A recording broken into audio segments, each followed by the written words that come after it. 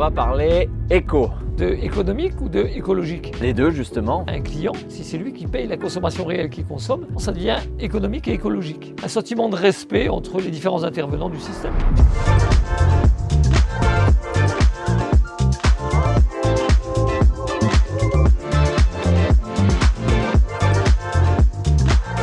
On va s'engager à produire en énergie solaire la même quantité d'énergie que ce qu'on consomme. Il faut attacher une importance primordiale à ce que j'appelle Un conseil peut-être? à la récupération d'eau, des toits qui peuvent être végétaux, des rideaux intérieurs isolants, à la qualité du vitrage bien sûr. Par contre en montagne, ce qu'on fait plus, 3 fois les murs en gros par rapport au standard et 4 fois sur la toiture. c'est ça. L'exemple type de la construction passive. Bonjour et bienvenue sur ce nouvel épisode. Aujourd'hui, on va parler éco. Alors Philippe, ravi de savoir pour toi, qu'est-ce que le côté éco signifie pour toi dans la location saisonnière? Alors éco, de économique ou de écologique? Les deux justement. Voilà, parce que finalement, et souvent ça se rejoint. C'est-à-dire que, alors si en termes d'écologie, donc là on va plus parler sur de la construction finalement, ou sur de la gestion. Donc ce qu'on a pu évoquer une autre fois dans un autre épisode, c'est que par exemple, si à certaines périodes, vous appliquez la consommation à un client, si c'est lui qui paye la consommation réelle qu'il consomme, et finalement ça devient économique et écologique. C'est-à-dire que la personne fait attention. Après, vous avez aussi d'autres capacités qui sont des systèmes de palpeurs sur les fenêtres. Si vous êtes en montagne, quand on ouvre la fenêtre, le chauffage s'arrête. Si vous êtes dans des pays chauds, quand on ouvre la fenêtre, la climatisation s'arrête. Voilà, ça c'est des exemples, on va dire, simples d'économie et d'écologie conjuguées. Alors très vite, juste sur ce petit sujet-là, je sais que ça doit faire maintenant peut-être 8 ans qu'on avait eu cette problématique sur les villas Thalassa en Grèce. Et donc là, on avait réfléchi au palpeur en se disant que voilà, par contre c'est peut-être une installation assez forte, parce qu'il faudrait ramener de l'électricité aussi pour mettre ces capteurs au niveau des fenêtres. De chaque ouverture. Oui. Voilà, donc c'était assez lourd. Est-ce que tu peux parler peut-être un peu de la stratégie finalement qu'on a utilisée? Alors après, on avait utilisé un autre système effectivement, c'est que les gens avaient inclus dans leur location, parce que là on était en chauffage, en climatisation électrique, donc ils avaient inclus dans leur réservation 250 kW pour la semaine. Et ils payaient ce qui était au-delà, en sachant que 90% ou 80% des gens pouvaient fonctionner très correctement avec les 250 kW. Le tout, c'est pas de mettre quelque chose qui soit trop au rabais, si on loue des propriétés d'incendie, mais que les gens qui abusent, finalement, on absorbe la charge, pour pas que ça se répercute plus tard sur le prix de ceux qui sont respectueux.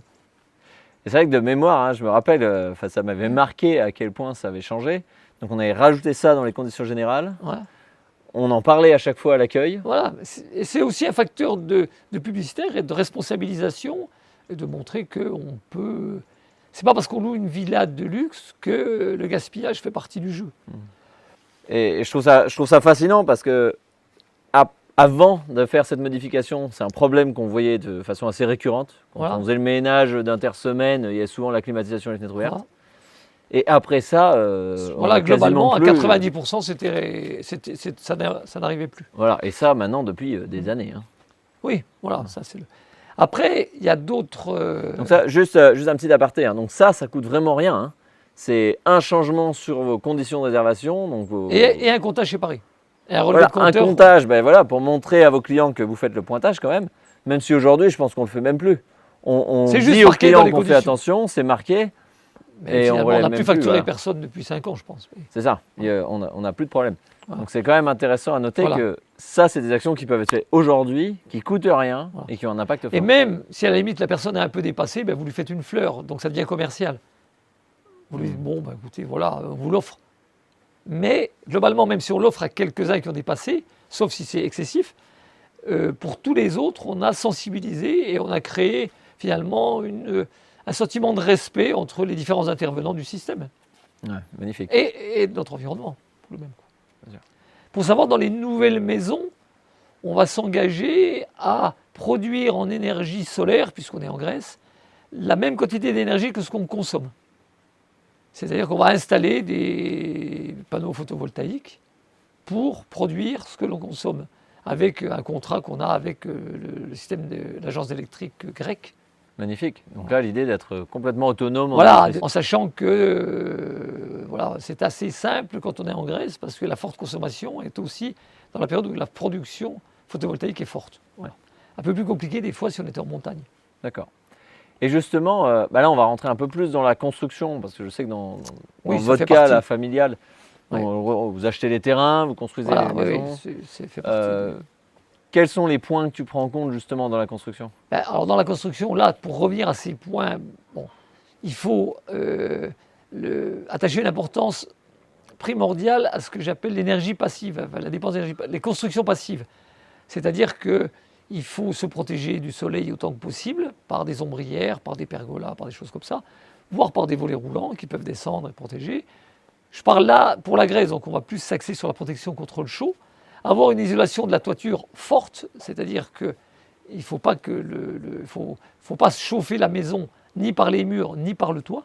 C'est-à-dire dans ton cas, quand tu construis, comment tu fais On ça? triple l'isolation par rapport à ce qui est conseillé habituellement. D'accord. Voilà. Et donc ça représente quoi à peu près Alors ça représente, il faut dire qu'en Grèce, ils étaient un peu à minima, c'est-à-dire qu'en isolation murale, sur des murs en béton, ils mettaient 3 cm, nous on met 10. Quoi. Et en toiture, ils mettent volontiers 5 et nous on met volontiers 20.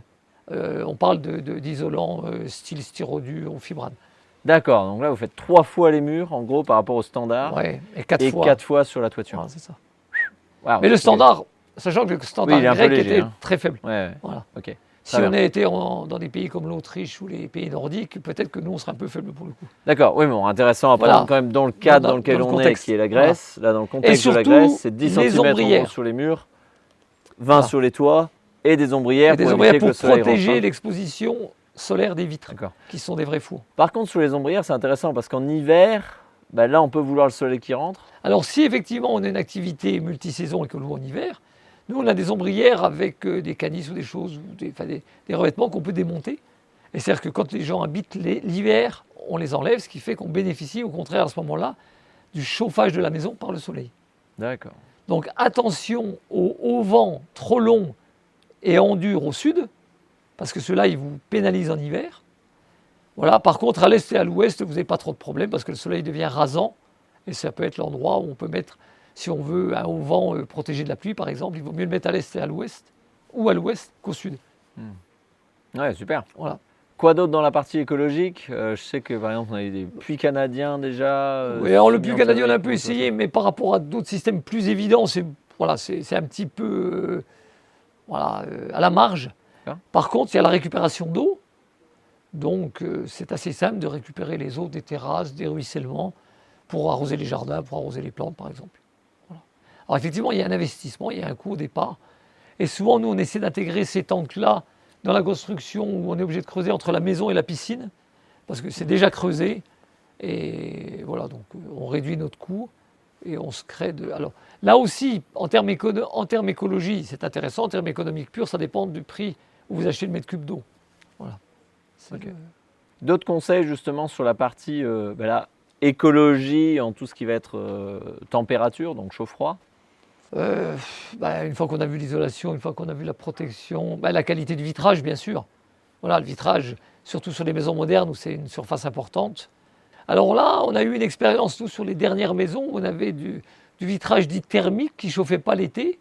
Donc c'est vrai que c'est bien si vous travaillez que l'été, mais par contre il ne permet pas à la maison de se chauffer l'hiver. Donc nous, dans les maisons qui sont destinées à être occupées toute l'année, on préfère un vitrage traditionnel qu'on protège par des ombrières et par contre qui permet d'être un véritable chauffage hivernal. D'accord. Par contre, toujours au moins avec du double vitrage. Ah oui, non, aujourd'hui, voire triple. Okay. Mais dans notre cas en Grèce, le double vitrage pourrait suffire. Je pense que si on est en montagne, le triple vitrage peut commencer à devenir quelque chose qui a... Par contre, en montagne, ce qu'on fait plus, si on est en double vitrage, on a des rideaux intérieurs isolants. Okay. Donc c'est un vrai complexe. Pourquoi faire de tissu. C'est-à-dire que dès lors où le soleil se couche, ce qui est assez tôt en hiver, si les gens tirent le rideau, vous conservez l'énergie qui est à l'intérieur de la maison. Vous évitez cette déperdition par les vitres qui est énorme. D'accord. Et donc ça, c'est un rideau qui se représente comment? C'est un rideau, comme vous voyez, il est classique, à part qu'il est composé de 3 couches. Il a une couche de tissu qui est le tissu esthétique côté intérieur, À l'intérieur, vous avez un complexe isolant avec souvent un film un petit peu réfléchissant, etc., qui est un peu technique. Et puis, souvent, on met un occultant de l'autre côté, ce qui fait que le rideau devient à la fois occultant, isolant et esthétique. Wow, ok. Bon, donc le rideau devient un coup et quand vous avez des grandes baies, on préconise aussi le chevauchement. C'est-à-dire qu'au lieu d'avoir une seule tringle, on a 2 tringles qui se croisent au milieu sur une quinzaine de centimètres, de telle manière à éviter le... Voilà. C'est des petits détails, mais voilà, ça a son intérêt Super, oui, qui change pas mal au final. Hein. à l'usage. Voilà. Surtout pour des maisons qui sont occupées l'hiver, là, en montagne par exemple. Bien sûr. Ok. Et donc là, il y a pas mal de nouvelles constructions qui vont être aussi en semi-enterrées. Ouais. Alors là, bon, là, on est lié à une nouvelle réglementation qui est en Grèce qui nous permet d'avoir une capacité à construire qui est plus importante. Et on se rend compte que, de fait, ces maisons-là sont l'exemple type de la construction passive. C'est-à-dire qu'elles vont être enterrées au nord, en général, quand on a la chance d'avoir une exposition sud, hein, bien sûr. Ce qu'on essaie toujours de favoriser. Donc, elles sont enterrées au nord. Donc, dans la mesure où elles sont enterrées, il faut savoir que la température moyenne du sol, à partir d'1 mètre, en gros, est en général de 18 degrés. Donc, ça va tempérer aussi bien l'été que l'hiver. Et voilà. Et en plus, vous avez des toits plats qui peuvent être végétaux. S'ils sont végétaux, ça vous fait une isolation. S'ils ne sont pas végétaux, améliorez votre isolation pour régler le problème. Voilà, donc augmenter la quantité d'isolation en plus. Voilà. Super. Et donc ça devient très économique aussi, si j'entends, parce que ça permet d'augmenter la surface constructible sur la propriété. Oui, alors là, ça devient économique dans le sens où vous avez... économique, écologique sur la consommation, voilà. Chauffage, climatisation. C'est ça. Donc en termes d'économie, c'est clair que si vous avez un terrain sur lequel vous pouviez construire à l'origine 200 mètres carrés, avec ces deux-là, vous pouvez construire 400 mètres carrés, donc votre incidence foncière au mètre carré construit se divise par 2. Donc forcément, ça devient intéressant de choisir des terrains mieux placés, mais d'optimiser la capacité qu'on peut construire dessus. Un dernier conseil peut-être sur cette partie économique ou écologique? Alors après, vous avez l'aspect des piscines, par exemple.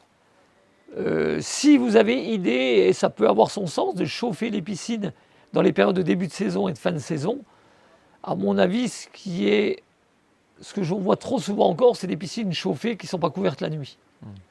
Donc c'est clair que si vous envisagez de chauffer votre piscine, sauf si vous envisagez de la chauffer avec une énergie renouvelable, économique et non polluante, il faut quand même penser à pouvoir avoir un système de couverture dès que la température tombe et dès qu'on n'utilise plus la piscine, afin d'avoir un rendement, enfin un bilan, on va dire énergétique qui soit quand même le plus cohérent possible. Ok.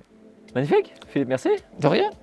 En espérant que ça a été utile, encore une fois, n'hésitez pas à nous faire savoir dans les commentaires, appuyez sur j'aime et inscrivez-vous pour avoir les prochains épisodes. Merci, à très bientôt. Au revoir.